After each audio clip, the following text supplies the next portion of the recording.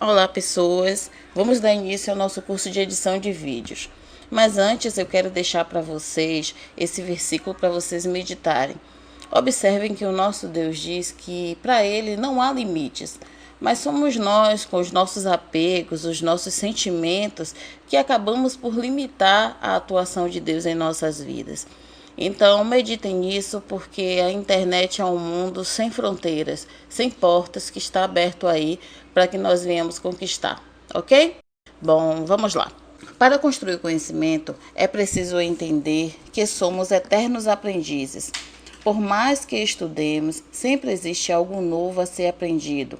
É preciso ter sede de aprender, e só a busca incansável pode saciar essa sede. A internet, como eu já disse antes, é um espaço sem fronteiras. Por meio da rede mundial de computadores, temos acesso a qualquer tipo de informação. Porém, é necessário ter cuidado para não ter, por certo, alguma informação equivocada, uma informação errada. Mas o bom é que, por causa da net, o universo é o nosso limite. Então, usemos mais esta ferramenta poderosa, ok? Vamos conhecer um pouco da trajetória da evolução do cinema e da televisão. Ao final, vocês perceberão que nada se cria, tudo se transforma, como diria Lavoisier. A história do início do cinema está diretamente ligada ao começo da fotografia. Inspirado pela engrenagem das máquinas de costura, os irmãos Lumière criaram em 1895 o cinematógrafo. Nela, eles registravam cenas do cotidiano, cenas comuns do dia a dia. E um café-teatro em Paris reuniu cerca de 20 e 30 pessoas para uma sessão de cinema a baixíssimo custo, cobrando os ingressos por preços populares, por preços razoáveis. As cenas que mostravam uma locomotiva em movimento causou pânico nos espectadores, que apavorados deixaram às pressas a sala de exibição. Eles temiam serem atropelados pelo trem que vinha em direção a eles, em direção ao câmera na tela. Dá para acreditar? 3 anos depois, o italiano Afonso Sergreto tornou-se o primeiro cinegrafista no Brasil a registrar imagens em movimento. Ele gravou sua chegada à Baía de Guanabara, no Rio de Janeiro, fazendo do dia 19 de junho o Dia Brasileiro do Cinema. Há quem prefira comemorar no dia 5 de novembro, porém, a maior parte das pessoas adotou o dia 19 de junho por conta desse feito, desse acontecimento histórico. Já em 1900, o cinema mudo era a diversão da época. Ainda de forma tímida, os vídeos eram exibidos em circo, era considerado uma atividade circense.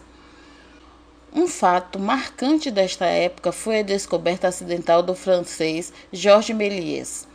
Ao utilizar o cinematógrafo para registrar a imagem de ônibus em movimento, Méliès não percebeu que o equipamento havia parado de funcionar por alguns segundos, voltando a gravar tempos depois a imagem de um carro em movimento. Ao assistir à gravação feita por ele, se surpreendeu com a visão de um ônibus se transformando em um carro. A partir daí, Georges Méliès fez cerca de 500 produções, sendo considerado o gênio da época na era do cinema. Anos mais tarde, o norte-americano Gift criaria o sistema de gravação em planos, provocando a geração de cenas em diversos ângulos. As produções cinematográficas tinham uma duração cada vez maior. Algumas chegavam a ter 2 horas de duração. Porém, mesmo com todos os avanços obtidos até então, os espectadores sentiam falta do som. Os produtores tentavam a todo custo suprir esta carência, fazendo com que pianistas e até orquestras inteiras tocassem durante as exibições. Em seguida veio a dublagem em tempo real, depois as legendas que facilitavam o entendimento do espectador. No final da década de 20, o quimetoscópio criado por Thomas Edison consegue projetar som e imagem, inspirando mais uma vez os irmãos Lumière. Na década seguinte, o processo Technicolor trouxe cor para as produções. O novo encantava o mundo mais uma vez. Alguns filmes continuavam sendo produzidos em preto e branco. Porém, anos mais tarde, as cores passariam a fazer parte definitivamente do cinema. Nos anos seguintes, as transmissões televisivas marcavam mais uma vez uma reviravolta na história. As caixas com imagem em preto e branco e som mono podiam ser adquiridas por pouquíssimas pessoas, já que se tratava de um equipamento muito caro. Diferente do que acontecia no cinema, a televisão ainda não conseguia gravar as imagens. As transmissões eram feitas ao vivo. Quem assistia, assistia. Quem não assistia, perdeu a oportunidade. A chegada do videotape fez com que os programas de televisão pudessem ser gravados, mas os equipamentos, por serem gigantescos e pesados, ficavam restritos apenas às emissoras de TV, situação que mudaria anos mais tarde com o surgimento do VHS. As fitas magnéticas acondicionadas em caixas plásticas permitiam ao telespectador não só assistir, como também gravar sua programação favorita. Mais uma vez, a evolução tecnológica aconteceu de forma muito rápida. O VHS deu lugar aos CDs e DVDs e posteriormente ao Blu-ray dos dias atuais. É possível também armazenar vídeos e fotos em minúsculos cartões de memória. Conhecer a história do cinema neste curso tem por objetivo mostrar que o moderno de hoje, no futuro, estará ultrapassado. Vamos lançar mão de todas essas invenções ao longo dos anos para fazer com que o nosso trabalho seja o mais profissional possível e ainda, quem sabe, inspirar surgimento de novas tecnologias. Vamos entender como utilizar estes avanços em favor das nossas matérias? Antes de sair em campo, para fazer uma matéria, é preciso planejar as ações que serão desenvolvidas. É preciso fazer a pauta e o roteiro de imagens. A pauta é como uma bússola para todos os envolvidos na construção da matéria. Vamos às etapas para a concepção de uma pauta? Antes de qualquer coisa, é preciso fazer uma reunião de pauta. Quando for proposto um evento ou uma atividade para ser alvo da matéria, reunir a equipe e debater o tema é primordial para gerar envolvimento em todos os componentes, além de fazer com que diversas ideias surjam.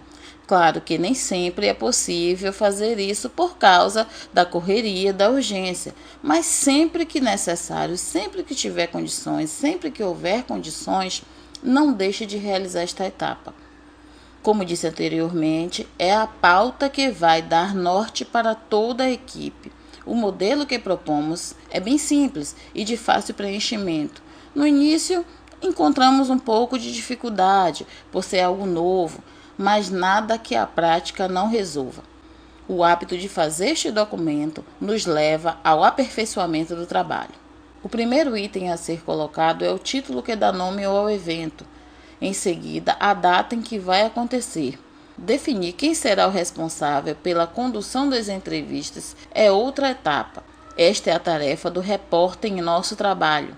Cabe ao produtor atuar durante o evento como personagem responsável por encontrar entrevistas interessantes, espaços adequados, produzir imagens, analisar e orientar os demais envolvidos na cobertura.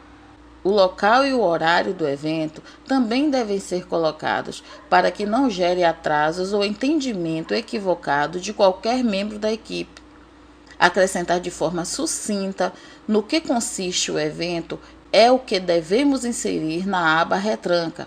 Isso faz com que todos entendam a proposta do acontecimento, gerando maior entrosamento, maior envolvimento com o desenvolvimento do trabalho.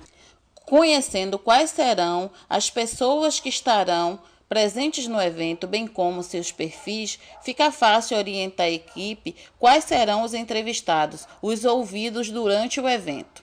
Esta é a tarefa que deve ser colocada na aba sonora. Na aba dados, são inseridas informações que podem enriquecer e facilitar o entendimento da matéria. Dados como contingente populacional, área de abrangência, dados estatísticos oficiais se constituem elementos fundamentais para a elaboração da estratégia de atuação e do foco do trabalho. Aqui definimos qual é o alvo a ser atingido. Após analisarmos os itens anteriores, conseguimos idealizar na mente toda a matéria. Por isso, temos condições para gerar um roteiro de imagens a serem gravadas. Isso facilita também a produção destas imagens. Por exemplo, na cobertura de um show, precisamos ter imagem que traduza o quão belo e agradável foi este evento.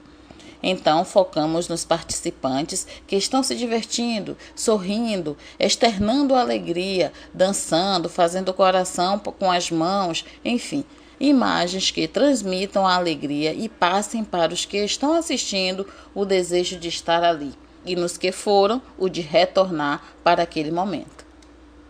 Este roteiro de imagens faz com que o evento seja mostrado sob a perspectiva do produtor. Se ele quiser apresentar um material negativo, induzindo as pessoas a verem o trabalho negativamente, ele faz o oposto do que descrevemos acima. É isso que faz com que alguns vídeos e matérias induzam as pessoas a pensarem como o jornalista deseja. O produtor tem o poder de influenciar positiva ou negativamente o telespectador. Elaborar as possíveis perguntas com antecedência evita o famoso branco. São os questionamentos que mostram o quanto o repórter domina o assunto. Mostra se ele fez o dever de casa e se sabe do que está falando. Mais uma vez, o estudo se apresenta como uma ferramenta primordial para o desenvolvimento eficaz e eficiente de uma atividade. Nenhuma das orientações apresentadas aqui tem como objetivo estabelecer regras ou padrões de conduta. Nosso intuito é desmistificar a elaboração de um bom vídeo e fazer com que a Força Jovem Universal tenha peças que traduzam de fato o empenho e seriedade deste, que pode ser considerado o maior trabalho dedicado à juventude no Brasil. Nas próximas aulas, falaremos sobre roteiro de imagens, os tipos de câmeras, captação de áudio e etc. Espero por você. Mas antes, não esqueçam de dar uma olhada na apostila e fazer o exercício proposto. Não esqueçam também de enviar para o nosso endereço eletrônico. Até a próxima. Tchau, tchau.